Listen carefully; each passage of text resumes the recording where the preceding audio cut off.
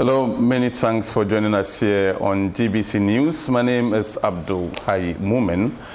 Tonight we take a look at the mining industry, and specifically we'll look at the bauxite mining industry, but with specific reference to news emanating from Awaso in the Western North region, where we earlier on brought you reports a couple of days ago about some workers of the Ghana Bauxite Company having ransacked the offices of the company, having bent down some of their vehicles and caused destruction to company property. We'll get to the bottom of the matter, find out exactly what led to that incident, but we'll go beyond that and also find out the management of the Ghana Bauxite Company. What are they doing in Ghana to start with, and what are their plans for the industry?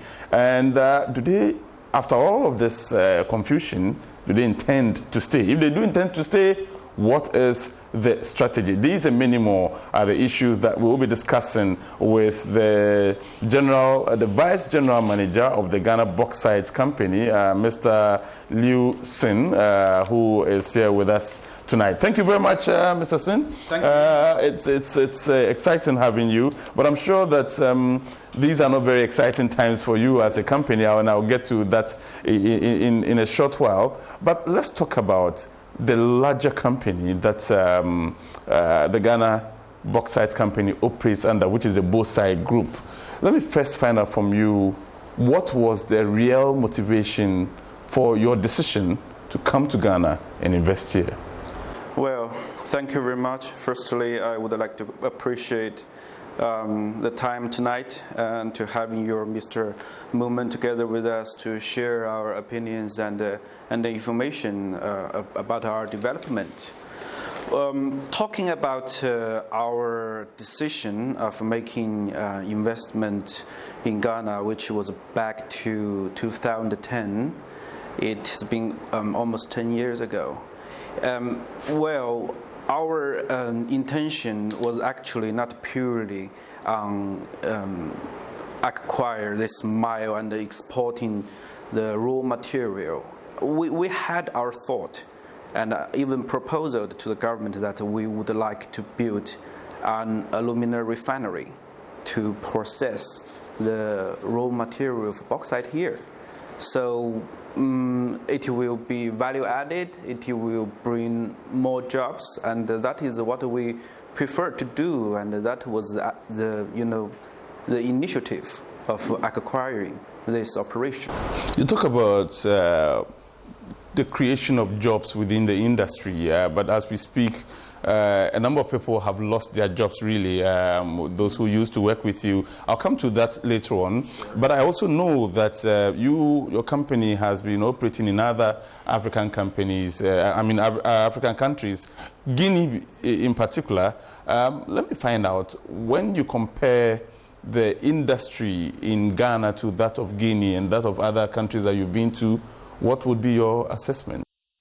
Well, firstly, we are familiar with the bauxite industry in Guinea, but we do not actually have an operation there. That's first thing. And well, talking about the comparison, between the bauxite mining between the two countries, they're quite different. I would like to say Guinea actually has a lot of advantages and make their cost much lower. Well, to be detailed, firstly, their mining pit, most of them are quite close to the coast area, which is to the port. Just about, if my memory serves, it's about 40 or 50 kilometers. And they can use a very large barge, about 8,000 tons per barge, to push them to the anchorage or open sea area for transshipment. So actually the cost is very low. But in Ghana, the fact is that our mine is located quite inland of the territory. So it's about 250 kilometers And the only way we can use is the most expensive way, which is by trucks to do all the haulage. So first, that's the first issue. The cost of inland transportation, Guinea is much, much cheaper than us.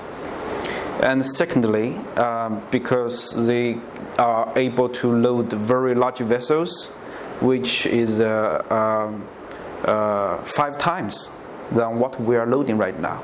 They are loading 300,000 tons of that kind of, we call it Cape-size sea-going vessels. We can only load 60,000 tons, which is 5 times than us. But in a common sense, in the marine business, the bigger vessel you use, the cheaper the freight cost will be. So they having a big advantage on the sea freight market as well. So they reduce the inland transportation, they reduce the freight on the sea transportation as well. So that is their advantage. So apart from the costs involved in transportation, for instance, what are the other challenges that miners, especially bauxite mining industry, faces in Ghana in particular? Well, actually, because of these 2 major difficulties, okay, I'll come later to that. Because of these 2 major difficulties, we are not able to actually increase the volume of bauxite production and operation. You see, usually for last few years, every year we export about 1 million tons per year. Well, that actually looks a lot if someone is not in the business. 1 million tons, it's quite amount. But however, Guinea in 2018, it has exported about 65 million tons. So they have a big volume of production, which bring the cost down as well. You see, the bigger scale production you have, the unit cost will go down a lot. That is also common sense. So we have a low production volume, and they obviously have a much bigger one, and their cost is lower than us. So actually, the competition is furious in recent years. But I'm also sure that when the Bauxite Group decided to come to Ghana, yes, you had done some feasibility studies, perhaps, which would have told you the amount of bauxite resources that we have. Can you share that with us? Well, like I just shared, the time when we came to Ghana, our intention was actually to build an aluminum refinery, and not just export the bauxite as a raw material. But that plan did not go well due to certain reasons. Probably it's actually I can tell you that it's because we were not granted for additional resource to support the alumina. You see, they should be what we acquired. The reservation was not enough to support an alumina refinery for running for a certain period of time. If the production time is limited, there is no sense to put this investment in. So we have to secure the resource and the reservation amount to support this alumina refinery, but unfortunately, the resource was not granted to us. Apart from Awaso in the Western North region, which we'll come to pretty shortly, are there any other areas in Ghana that you are currently mining? No, it's the only mining pit we are having. Yeah, in Awaso, that's the only one. There's no other areas we're having operation on it. When I introduced this program, I reminded our viewers about the incident at the Awaso mine, the bauxite company. We'll just show you a short clip where we earlier spoke with some of the agitating workers and the concerns that they expressed. When we return, I'll ask Mr. Shin what the current situation is. Watch the video now. Job outsourcing are common in the mining sector in Ghana, and these contract workers are the first to be laid off when such companies are downsizing. First, the argument that recruitment agencies responsible for producing a human capital to these companies shortchange their employees, paying them meager wages and salaries. According to Bauxite, there are about 600 contract workers at the Ghana Bauxite Company, with salaries ranging between 350 and 3,000 Ghana cedis. We reacted the way we did because of the 7% offer from our employer instead of the 80%.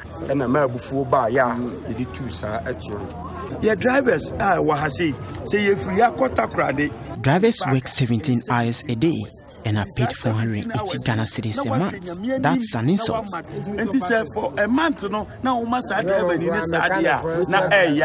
Managers of Ghana Bauxite Company, Bauxite, however, say they cannot be blamed for the inconsistencies of staff salaries. I don't know why this behavior, because even the two parties cannot reach agreement, and the Labor Commission is the way to go. They are outsourced workers. They have their employers. We still feel unsafe to resume operation until these criminals are brought to justice. While condemning the actions of the workers, Fiawa Sohene, Nana Kwame Amponza, blamed both parties for refusing to take his advice when he tried to intervene at the onset of the impasse. The Minister for Lands and Natural Resources, Mr. Kwekwa Sumatreme, urged both parties to return to the negotiation table. Assuming that they have bent the entire place for purposes of salary to be upgraded, and then at the end of the day, it is upgraded, salary is upgraded for you. Where do you work? Your officers, where would they sit? Would there be offices at all? Would there be people around to manage the mines at all? There is still room for negotiation. Meanwhile, the police are yet to identify the culprits who vandalized properties at the Ghana Bauxite Company during the rioting for prosecution. Right, welcome back. This is Moomen Tonight. We just watched a clip where some, of course, workers of the Ghana Bauxite Company were agitating, and they went to the extent of destroying some property belonging to the company. You just saw that clip. Tell me, what's the current situation? Well, the current situation is that after when we went through this unfortunate and very shocking event, I would say, now it occurs to us. All things are coming down, but we are still hearing some noises coming here and there.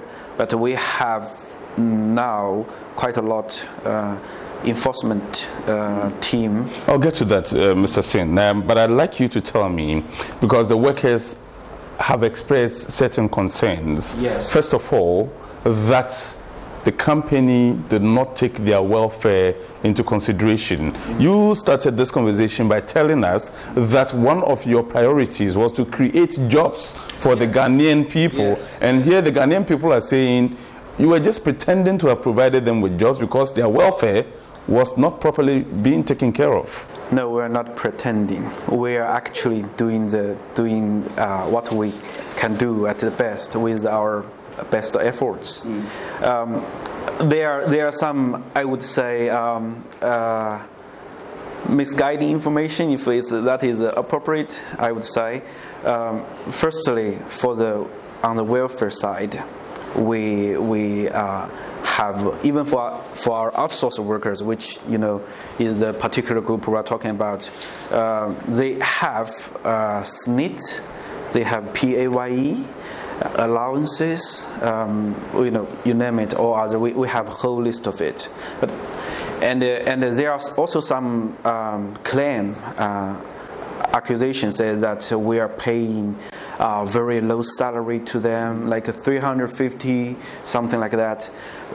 Well, it's also a bit biased fact for this claim, because what we have for outsourced workers, they are in our production department, they are in our haulage department, and administration as well. So in total, we have more than 600 outsourced employees. Okay, and their salary range is from the lower side to the higher side. The lower side probably is 300, 400, but on the higher side is 3,500. And I can assure you, most of them, their salary average is between 800 to 1,000.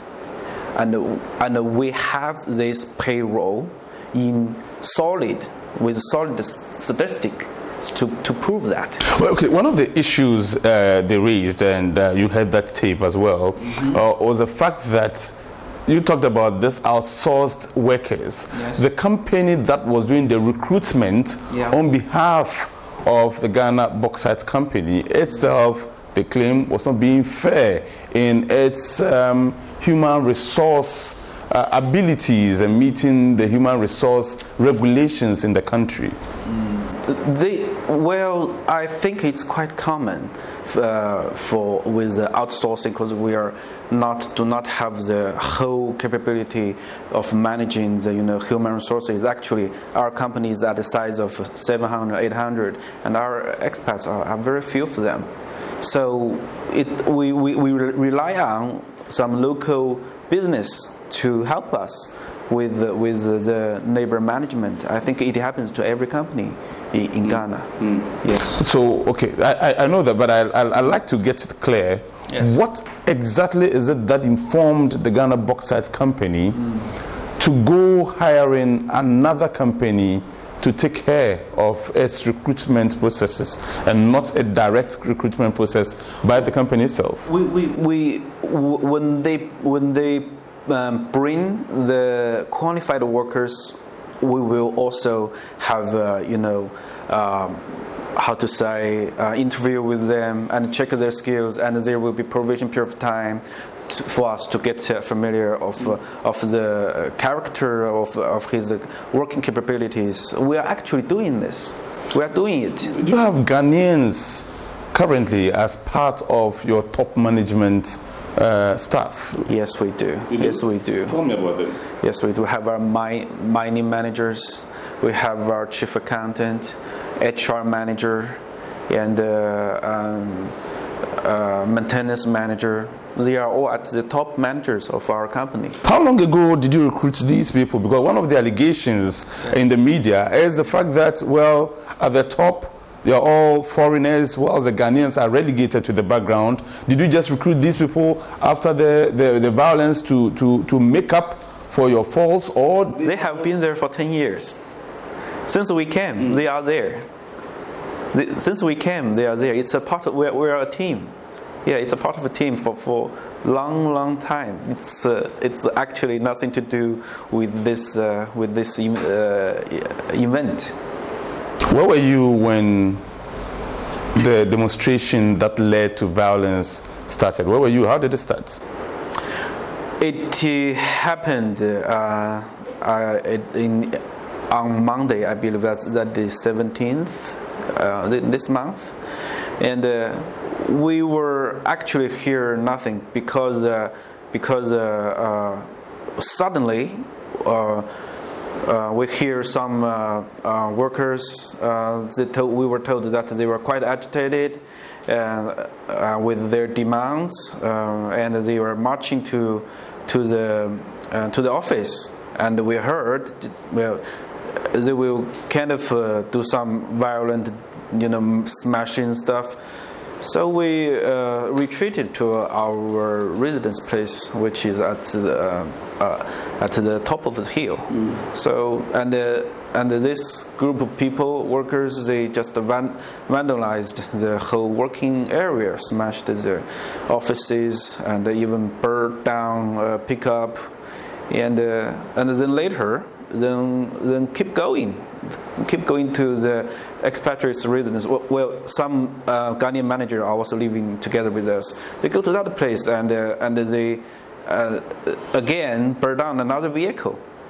Yeah, and then we informed the police department and the security and the local government. Look at the security in a short while. I'd like us to take this conversation step by step. Forgive me if I keep truncating your thoughts there. I want us to take it step by step. And so when you experience that, before I get to that, you've worked in other countries.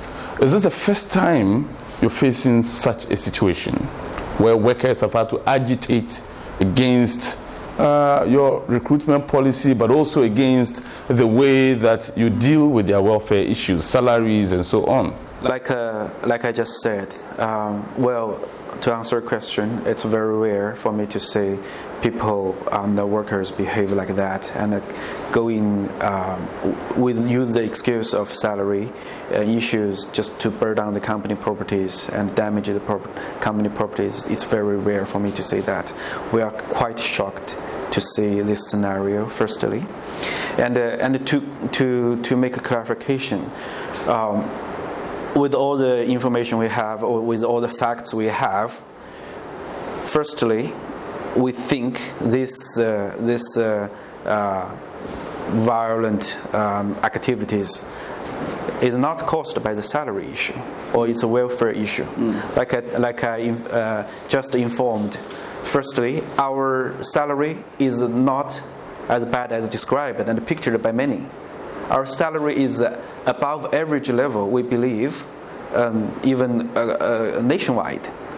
And secondly, on Friday, 2 days before the event came to occur, the agencies and the labor agencies and the outsourced worker union, they were having a negotiation about these welfares and their salary increase.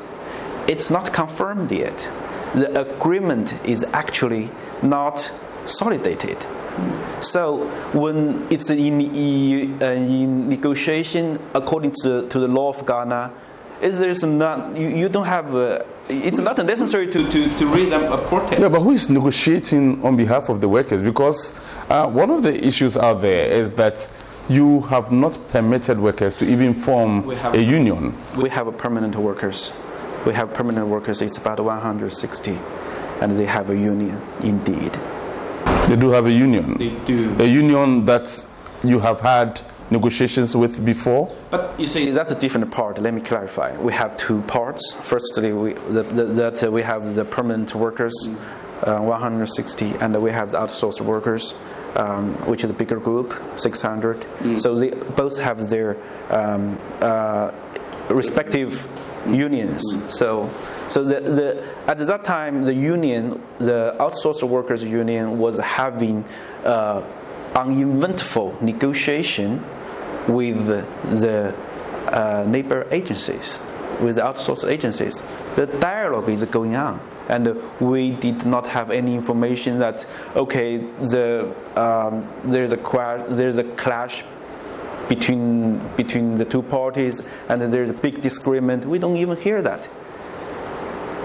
Okay, so now you've clarified there are two levels, the permanent staff and the outsourced staff.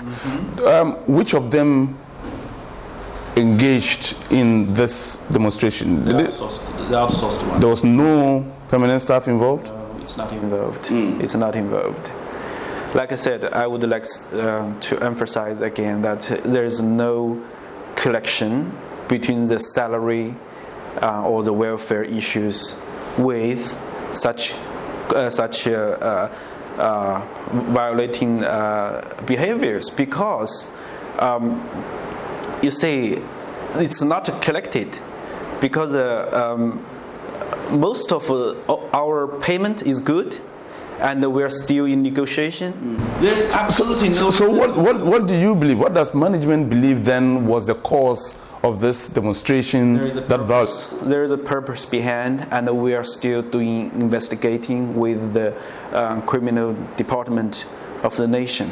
They are quite cooperating with us, and it is I believe it's a mutual agreement that the salary or the welfare is a cover for. So you will not tell us what exactly you believe as management was the. You see, we are talking with the public before we have confirmed this, certain facts. It's actually not that appropriate to inform what you presume is, but according to fact, we believe the collection between salary and the welfare with this kind of activities, it's not there. It just does not make that much of sense. Will you be willing to share with us when eventually you are able to establish what the facts are? Will you be willing to share that with the public? It's well, like I said, it's difficult. But we have lots of information coming to us, but we have to verify. Because forgive me, but I'm finding it difficult to believe that someone who works with a company where he earns his daily bread would have any other motives than that of salary and earnings to go destroy the company to the extent that that company might lose the ability even to pay him or her. Yes. I mean, why? That's exactly something very strange. Because you see, you want to continue. You want to increase your salary. You want to increase your welfare bins, but you must keep the company operations so the company is able to pay you. Right. Yeah. You are not damaging the company and make the company loss, and the company can pay you more. So it's very strange why people do that. If you're have a right sense, you would not do that. So the purpose of this kind of activities actually does not match with the facts. Has this incident affected your business as a company, your business your confidence in the business environment in the country? Very much actually, because we have made lots of losses during this kind of event. Our whole office was smashed, and all the data, all the client informations was lost. And we have to stop production for we don't know how long. So we don't even have the estimation of because we have. Currently, you're not producing. We are partly resumed, but it's not fully resumed from I guess last Tuesday. Yeah. So we are in partly probably 1/3 of our production capability. So I mean, we don't know how long we can restore the full production.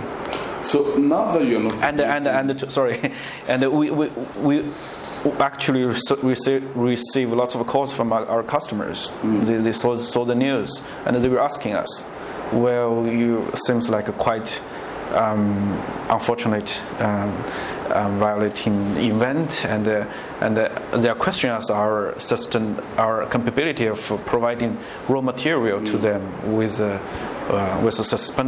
suspendable manners. Yeah, because they are our customer, they are aluminum refineries. If we cannot provide sustainable supply of raw material, they might have a short of feeding to their factory, and they will be much more costly than us. So they are in worries, and they might cancel some orders from us, which will trigger even more bigger losses. It's not just the furniture and stuff. What's your contribution to the economy of Ghana, and in the absence of full production, how is that affecting the Ghanaian society in general? Well, for that one, you see, you're less product exported and less employees working, much less income for them, and like I said, the Chinese community, especially for those ones who invest in Ghana, they were asking us and how to prevent these issues. So I think that is the affection generally.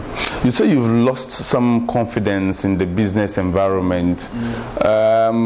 What can be done? What would you propose should be done in order to restore that confidence so you can continue your operations as you've always done in the last almost 10 years?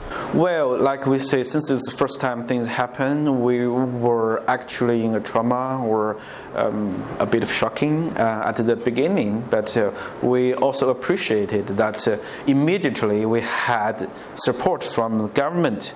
And the land and resource minister, they came to our side. They condemned this crime behaviors, and we are backed up immediately. And so, well, if things keep going, if things, this kind of unfortunate things keep going, we will, it will give us less confidence. But we believe we can restore and we can regain the confidence by cooperating with the government and all the relating departments. For the longer term, I would say if we can form a long term of security measures to prevent this thing to happen, firstly from the company side and also from the government side or community side, say how we can form a long-term solution to prevent this issue to happen. For instance, like have a permanent team of security or armed force at our mining site. It's one of the options we might have. Are you ready to bear the cost of maintaining such security personnel? Should your suggestion? I think we can make contributions. I think we think we are very cooperating. I mean, it's on our side. Probably we can talk to the government and see how we, bestly, put this thing together. With all the efforts from different sides. Yeah. Well, hopefully. Just not our contribution, it's also protecting the business environment and the investment environment of the whole nation. But again, let's return to an earlier point you made about, and I'm not asking you to share what you believe the facts are with us, but based on the fact that you have said that there could be more to it than just people agitating for more pay and so on, is that not being dismissive? That, okay, regardless of what happens, it means the conditions of the persons who may genuinely be worried about their working conditions will not be improved. And when we talk about working conditions, it doesn't just have to be about salary. It could also be about health. Do they have insurance for health, for instance? Do they have, such other peripheral benefits? They have. Like I said, for the record, all we exchanged here for those information about the salaries, about the statistics, or about the challenges we have. We all have solid data and payroll statistics for verify to support our statement.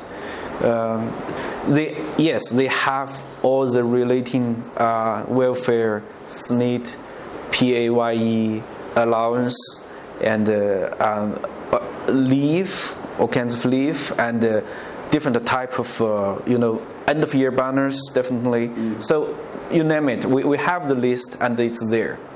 Okay. So as we speak, what is the fate of the over 600 outsourced workers? Have you asked all of them to go home? No, it's not that we ask them to go home. We're starting a process of reapply, because according to the labor officer of the region, when this ULIC, we do not even would like to call it strike or demonstration, when this ULIC behaviors or violating happened from the workers. So according to the law, it's automatically dismissed by themselves, the employment relationship. But you see, because they have been with us for quite a long time, and we hope those ones who do not, among them, do not support this protest, or they really showed good performance in the previous years to reapply to the job. We believe we will most of them will get their application, but we just have to do more detailed and careful screening to find out, through the application to screen out those people who involved in the violence. It's also an assistant to help the police department to bring those people to face the book. Right. You talked about your proposed security arrangements in order to restore confidence so you can continue doing your work. But currently, as we speak, do you have any sort of protection at the work site? What's the collaboration, the level of collaboration with the police? Have any of the persons who engaged in the burning down of company property, cars, offices, and so on, been arrested? So far, we have about 45 policemen and 25 military men at our site to control the whole scenario over there. Regarding to the suspects arrested, probably. I heard there are some, but I am not the best man to review and give the details. It should be coming from the police department. But from our side, we would like to urge the police or the criminal department to get those suspects who might did those violence things immediately or as soon as possible, because. Lots of workers, well, including some Chinese expatriates, they are in quite panic. They're in quite panic. So with this kind of panic motion, it's very difficult to return to the normal condition of work or resume the production, and will drag this unfortunate things going on for quite a long while.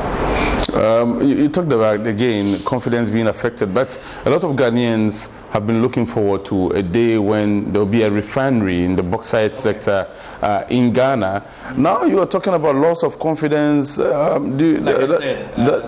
It's not that we lost the confidence immediately. Like I said, if things happens with the help of the government and the police department, we are calmed down. But hopefully it will not happen again or continues. So I think so far we are fine. So do you still have do you have any intentions of setting up? We do have intentions. But this one is with the process regulated by the government. So once, because it's business sensitive, so we are not able to review the very detail of it. But what we can assure here with all the audience and the viewers here is that it will be a very big project. It involves billions of US dollars investment and creating thousands of jobs, and that's the direct job. One of the allegations against your company is that it's an intentional delay, not from processes in Ghana, but an intentional delay on the part of management, because then when the bauxite is taken out raw, in this raw state, you are able to find jobs for people who are outside of the country in the refinery sector, and then it's returned to the country in finished products, and then we end up paying more for what was mined right here in the country, and so that's business for you outside the country, and so it's an intentional delay. How do you react to this allegation? Like I said, our first intention was to build up an aluminum refinery. However, we were not granted adequate bauxite resources to support this refinery. So that's the major reason. Now we still don't have. That is the major reason why this project was cut off. We proposed 9 years ago. We have the proposal to the government already. So our intention was actually not to have exporting the raw material because of the distance, and it's no efficient and it's costly. Our intention is not to do that. We would like to put and bauxite processing plant there, but that's how it comes. We do not have the resource, committed resource, bauxite resource to support this refinery. If we put it up there, there's no resource. The thing is kaput. It's right. Difficult. It's not for a sense of investment. I think it's not going to work. Yeah. You've been operating in Awaso for a while now.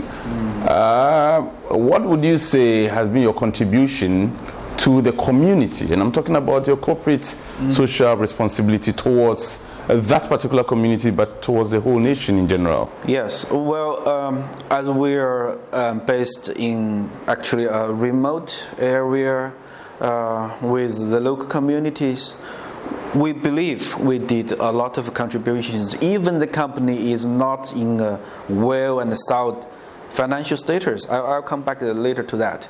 But we try our best. We put up all the efforts that we can do for the local community. Probably I can name some examples. We do we maintain the road for the Awaso community. We donate a lot of equipment to the school, and we also provide local bus free for the residents, and we also have hospital serving the whole community. Everybody comes to the hospital for healthy issues, and we make boreholes for like the wells for the people, and well, you name it, a lot. The last check, our CSR, community supporting projects, CSR, yeah, and in the last 3 years, we contributed about 1 million cedis for the community, while we are in a very difficult time with all the challenges on the rough market. Yeah. So when you take the gold industry, for instance, we have several communities where mining used to take place. Those communities contributed to the wealth of several companies. When the companies moved out, you go back to those communities, you won't believe that they ever had a resource like gold. They are back to being poor. The CSR activities that took place have all rotten because they were not made to be durable, and so on and so forth. When eventually you leave Awaso, after how many more years, will the community have something to boast about? Since you mentioned this, I would like to focus on side that we have a haulage team of more than 100 trucks, 140, and we have trained a lot of young men from the local community from scratch to be an experienced or capable man to make maintenance to the haulage trucks. And doesn't matter even if we are there or we leave. This young man will find a job, either in Awaso or either in the truck business. And we trained many. You see, we have 800 of people, and we trained many mechanics to be able to support their life with their skills. I think that is something I would like to contribute to your question. Yeah. Good. We're running out of time, but quickly, just before we go, you made some appeals that you want security beefed up. How? So far, we think the security force at our site is fine, is enough to control the status quo. But I mean, probably we are looking more at the long-term solution, so we can have a fixed and quick response team over there. If anything happens, we can, put to the fire immediately without, further smashing and damaging, things like that. But are you also going to open up avenues where workers who have welfare issues can have those issues addressed, and who will be able to express themselves without any fear of being punished or victimized by management? Are you going to put some measures in place to allow room for these things? Yeah, I understand. But to address the word of fear, we're more on the fear side. Well, just kidding. But definitely we have open venues. We have the management box. You can deliver your message confidentially. You can talk to us, and we talk to them as well. I have the pictures. Have meeting directly with them. Any issues you have with the welfare, we are vigorously to address. That is why I am telling you this kind of violence happened. It's not about the salary. We have been addressing this issue, talking to our financial status before we acquire this mining operation. The previous owner, Canadian company Rio Tinto, they made the first year of in 2008 they made a loss of $11 million, and the previous year 2007 they made a loss of about $7 million. Well, because we do not have the railway for the transportation, when we took over 1 year, the railway was totally damaged and not able to use it. So when we take over, yes, there are still some losses. We put more investment on it. We buy lots of trucks. Yeah, millions of US dollars investment we put in, and so things are gradually turning better. After 4 or 5 years, we try the best to save the cost and to put more investment. Then gradually, in 2014, 2015, we see some break even. Yeah, and then we are able to share with government with more mineral royalties, because we increased our production efficiency, and now we are reached the break even. Sometimes may have made a marginal profits, and at this moment, so things are turning to the bright side, and if this trade going on, we will be able to share with government for more benefits. Yeah, with the corporate tax, with the shares. There's the thing, Ghana government have 20% of share with us. Any other companies in Ghana, mining companies, according to the minister, they only have 10%.